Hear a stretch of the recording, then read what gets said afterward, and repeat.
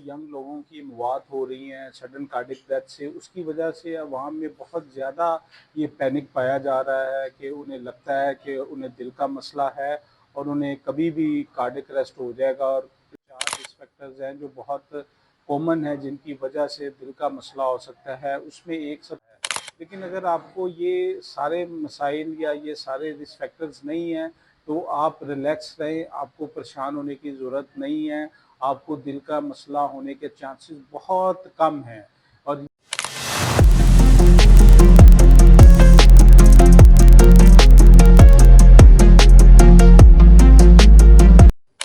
अस्सलाम वालेकुम डॉक्टर साहब। डॉक्टर साहब, आपके एक व्यूवर्स हैं अली बाजवा साहब, उन्होंने एक सवाल किया है कि वो कहते हैं कि वो कार्डियोफोबिक हैं।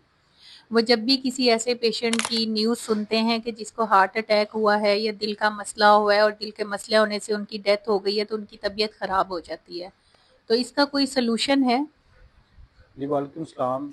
अच्छा, ये अली बाजवा साहब ने ये सवाल पूछा है और ये मेरे बहुत से दूसरे भी ऐसे पेशेंट्स हैं और जो आम आवाम भी है वो भी इस तरह के सवाल मेरे से अक्सर पूछते हैं कि डॉक्टर साहब, हमें ये इस तरह फ़ोबिया रहता है कि हमें हार्ट अटैक ना हो जाए, या किसी भी दर्द को वो लाइक इस तरह परसीव करते हैं कि उन्हें लगता है कि ये दिल की दर्द है और अभी उन्हें कुछ हो जाएगा।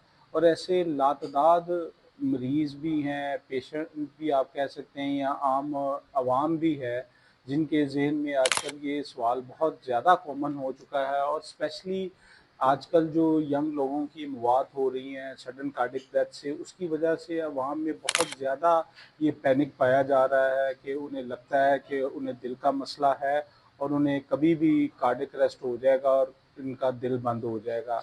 और यकीन मानिए कि ऐसे बहुत से लोग जिनको ब्लड प्रेशर, शुगर या ऐसा कोई रिस्क फैक्टर है भी नहीं, तो इसके बावजूद भी उन्हें ये चीज़ लाइक ख़तरा रहता है या उन्हें इस चीज़ का फ़ोबिया रहता है कि हमें दिल का मसला ना हो जाए।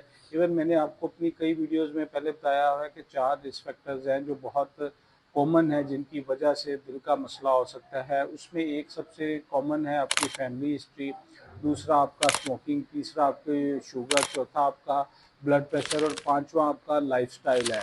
तो अगर तो आप ये 5 चीज़ें मेंटेन कर रहे हैं कि अगर आपकी फैमिली हिस्ट्री में कोई कार्डिक अरेस्ट की या इवन कार्डिक डेथ की कोई हिस्ट्री नहीं है, जिसे हम प्रीमेच्योर कोरोनरी आर्टरी डिजीज़ कहते हैं, जो यंग पेशेंट्स में, मेल्स में 55 से पहले और फीमेल्स में 65 से पहले अगर दिल का मसला लाहक हो जाए तो उसे हम प्रीमेच्योर कोरोनरी आर्टरी डिजीज़ कहते हैं।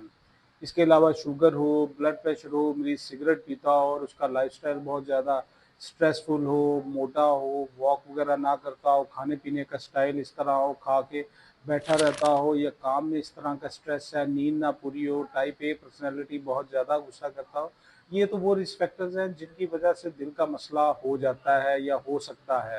लेकिन अगर आपको ये सारे मसाइल या ये सारे रिस्क फैक्टर्स नहीं हैं, तो आप रिलैक्स रहें, आपको परेशान होने की ज़रूरत नहीं है, आपको दिल का मसला होने के चांसेस बहुत कम हैं और ये रेयर है।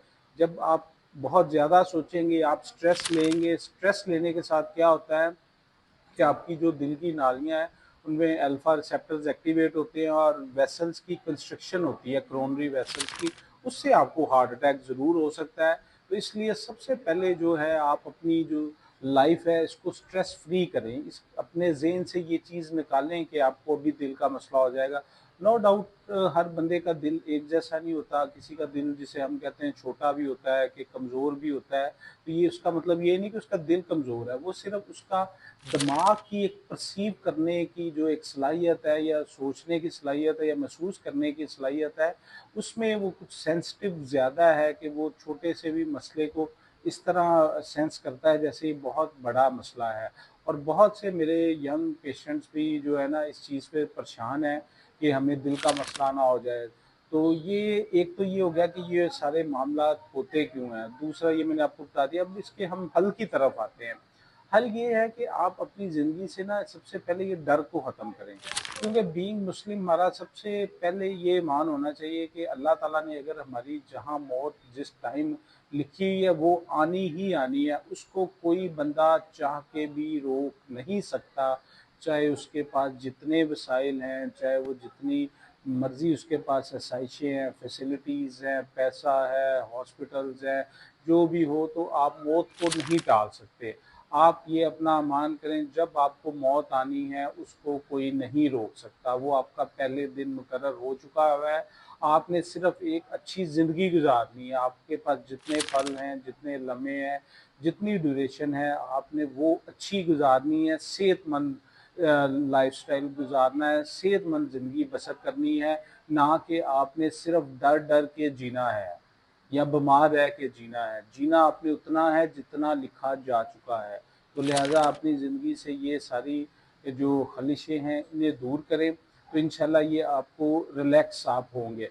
उसके अलावा फिर दूसरा हम आ जाते हैं फार्माकोकाइनेटिक्स की तरफ, दवाइयों की तरफ, जो इसका हल है कि सबसे कॉमन तो लाइक अगर किसी को रिस्क फैक्टर्स हैं तो उसके अकॉर्डिंगली हम मेडिसिन्स टाइट्रेट करते हैं, खून पतला करने वाली दवाइयाँ दे देते हैं, दिल की धड़कन कम करने वाली दवाई दे देते हैं, और कोलेस्ट्रॉल को कम करने के लिए और वेसल्स को की इन्फ्लेमेशन को कम करने के लिए हम दवाइयाँ देते हैं, जिससे मरीज़ हार्ट अटैक से बच जाता है। और बाकी जो लाइक किसी को अगर रिस्क फैक्टर्स नहीं हैं, तो उसमें फिर हम पेशेंट की काउंसलिंग करते हैं। जैसे अब मैं आपसे बात कर रहा हूँ, इसी तरह मैं मरीज़ों से भी बात करता हूँ, उनके सवालों का जवाब देता हूँ, और उन सवालों के जवाब मिलने से जो मरीज़ है वो मुतमईन हो जाता है। और मेरे बहुत से मरीज़ या पेशेंट ऐसे हैं जो सिर्फ़ मेरी काउंसलिंग से ही ठीक हो जाते हैं, उन्हें किसी किस्म की दवाई की ज़रूरत भी नहीं पड़ती। और बाकी इन केस अगर किसी का ऐसा मसला है, क्योंकि ज़हन अगर आपका किसी चीज़ पे अटक गया है, तो हम कुछ एंज़ियोलिटिक्स होती हैं जो आपके दिमाग को रिलैक्स करते हैं, एंटी डिप्रेसेंट्स हैं, वो हम देते हैं लो डोज़ में, तो उससे भी पेशेंट ठीक हो जाता है। तो लिहाज़ा ये ऐसा मसला नहीं है कि ये जो आपको कार्डिक फ़ोबिया जिसे आप कह रहे हैं, कि या ऐसा डर कि दिल का कोई मसला ना हो जाए या कार्डिक अरेस्ट ना हो जाए, तो एक तो ये सिंपल आपकी जो एक साइकोथेरेपी है उससे भी ठीक हो जाता है, आपको वो काउंसलिंग करने से भी ठीक हो जाता है। अगर उससे भी ना हो, तो आपका ये मेडिसिन्स लाइट सी एंटी डिप्रेसेंट से भी ये ठीक हो जाता है। तो इसलिए आपको इसमें बारे में परेशान होने की बिल्कुल भी ज़रूरत नहीं है। तो लिहाज़ा आपने अब क्या करना है, सबसे पहले अपने दिमाग से ये वाला डर ख़त्म करना है कि अब आपने ये डर अपने ज़हन से, अपनी लाइफ से ये निकाल देना है। क्योंकि अगर ये डर आपके अंदर रहेगा तो आप मरीज़ बन जाएँगे। आपने इस डर को शिकस्त दे के एक हेल्दी इंडिविजुअल बनना है। बाकी इसमें कुछ लोगों को इस रिस्क फैक्टर्स के अलावा थायराइड का भी मसला होता है। आप हाइपरथायराइड हों तो आपकी दिल की धड़कन उससे भी ज़्यादा हो जाती है, उससे भी मरीज़ को घबराहट होती है। तो उसका भी ऑब्वियसली टेस्ट होता है। तो ये वो चीज़ें हैं, जब हम सारा कुछ डायग्नोज़ कर लेते हैं, सारी लैब्स कर लेते हैं और मरीज़ को कुछ भी ना मिले, तो फिर हम लाइक ये साइकोथेरेपी की तरफ, काउंसलिंग की तरफ और मेडिसिन की तरफ आते हैं।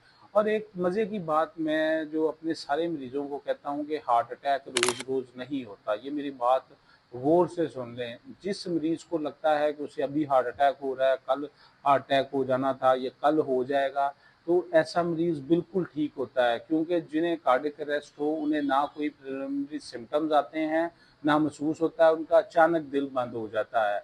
तो लिहाज़ा आप कुछ किस्मत हैं, अगर जिस बंदे को ये फ़ील होता है कि मुझे दिल का मसला हो रहा है या अभी हुआ है, कल हो जाएगा, तो ऐसे मरीज़ को दिल का मसला नहीं होता। मैं अपने कई ऐसे मरीज़ हैं जिनको पिछले 10 साल से भी फ़ॉलो कर रहा हूँ, तो अल्हम्दुलिल्लाह वो बिल्कुल ठीक है। ऐसे मरीज़ों को जिनको आप कह लें कि एक मज़ाहिर छोटे-छोटे हार्ट अटैक चलते रहते हैं, तो इनका दिल मज़बूत होता रहता है, इन्हें दिल के मसले के चांसेस बहुत कम होते हैं। लिहाज़ा ये मेरी वीडियो सुन के आप खुश भी हों कि जिनको ये फ़ोबिया है, उनकी उम्र लंबी है और उन्हें दिल का मसले होने के चांसेस बहुत कम हैं। मेरी ऐसी मज़ीद वीडियोज़ के लिए मेरा चैनल सब्सक्राइब भी करें और शेयर भी करें। बहुत शुक्रिया।